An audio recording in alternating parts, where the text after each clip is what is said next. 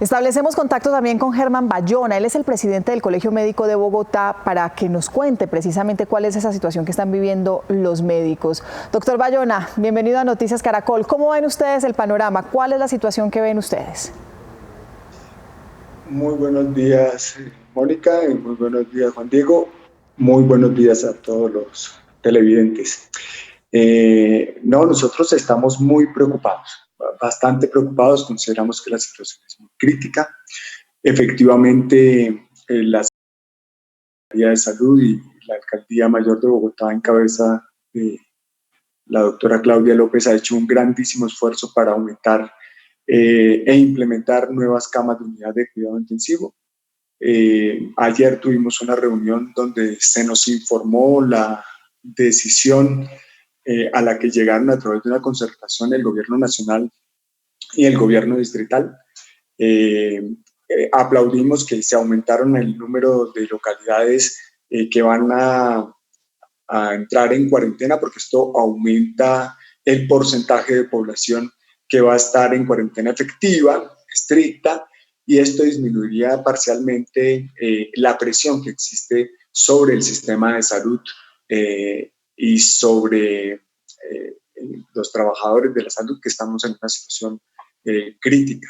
Pero igual nosotros consideramos que la manera más efectiva y la medida más importante hubiera sido la cuarentena estricta general por 2 semanas, porque esto realmente frenaría de manera más clara la velocidad de la tasa de contagio a la que hacía referencia el secretario de gobierno. Nosotros en las instituciones, en las urgencias de todos los centros hospitalarios estamos viviendo el día a día y encontramos que hay una sobredemanda en los servicios de urgencia, que hay hacinamiento, que llegamos a ocupaciones incluso del 220% y más en algunas instituciones, que en algunos momentos los pacientes se encuentran ventilados esperando durante largo tiempo el traslado a las unidades de cuidado intensivo. Hay que aumentar las medidas de regulación o de control sobre la regulación de las ambulancias, fundamentalmente las privadas, porque estos pacientes necesitan ambulancias medicalizadas de alta tecnología, Doctor con Bayona, médicos para poder hacer los transportes adecuados y disminuir los riesgos. Doctor Bayona. Entonces, pues, sí, dígame, Juan Diego. Esta pregunta es cruda, pero tengo que hacérsela, dadas las circunstancias. Hay más del 90% de ocupación de camas UCI. ¿Ya han tenido ustedes, como médicos, que decidir a quién darle o no la cama? Se supone que los médicos en este momento no deberíamos tomar esa decisión. ¿Por qué? Porque las autoridades no han decretado una urgencia manifiesta, no han decretado el colapso, así lo ha dicho la Alcaldía de Bogotá, y el médico debería tomar la decisión exclusiva de si el paciente requiere o no unidad de cuidado intensivo, hacer la solicitud al centro regulador y son ellos los que definirían esa situación.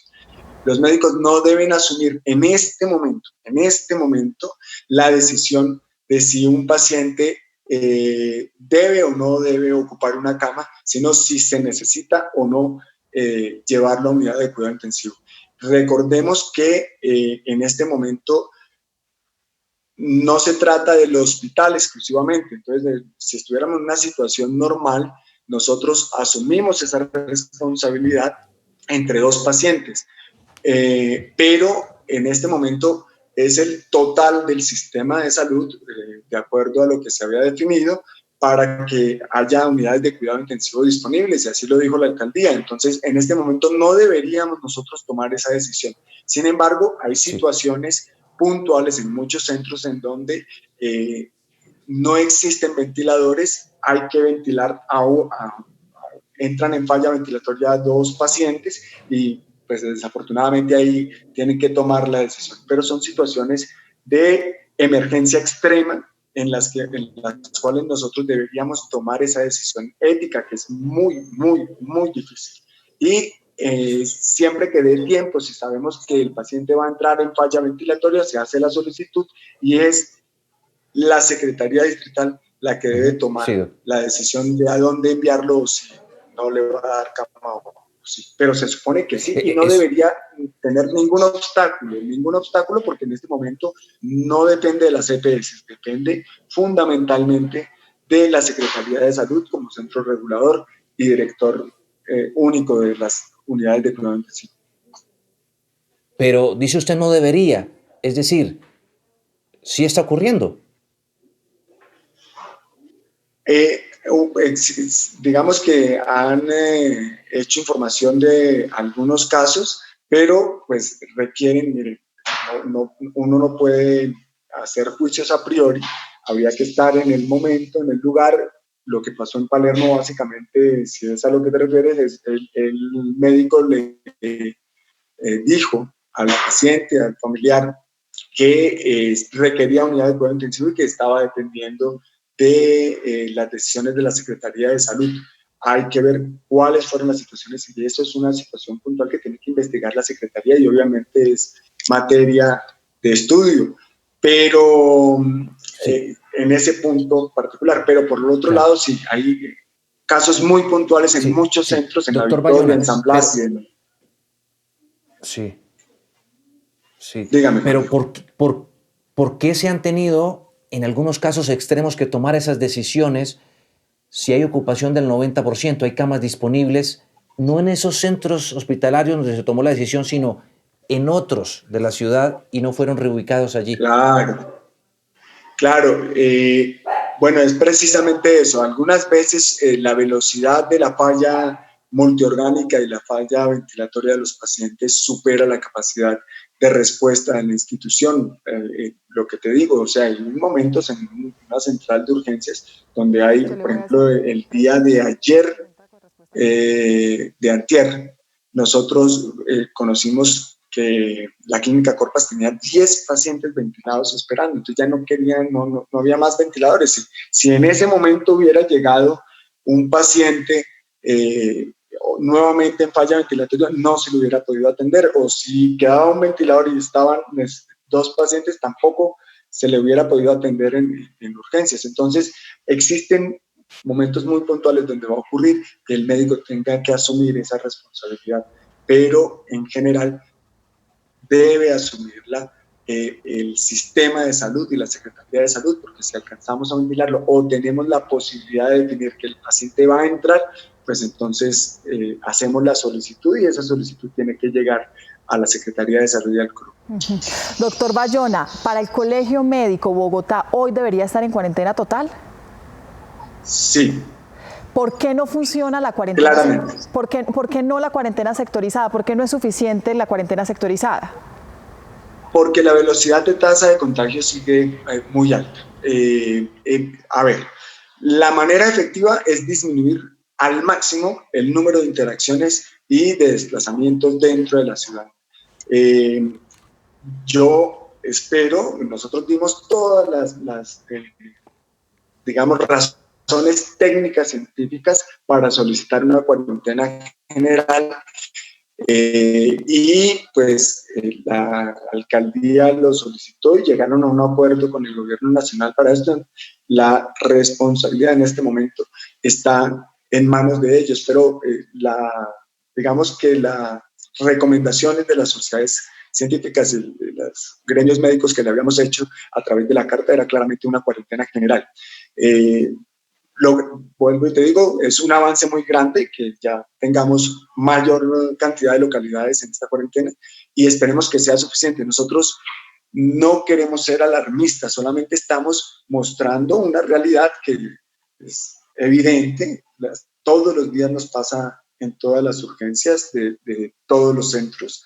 No solamente estamos hablando de la red pública, estamos hablando de la red privada, San Carlos, San Rafael, Marley, Country, son todas las redes, Clínica El Lago, sin duda, hay muchas, la Clínica Nueva del Lago, está en una situación bien crítica. San Ignacio, San José en un momento en que nos informan, no hay puntos de oxígeno, para pacientes no COVID o para pacientes COVID.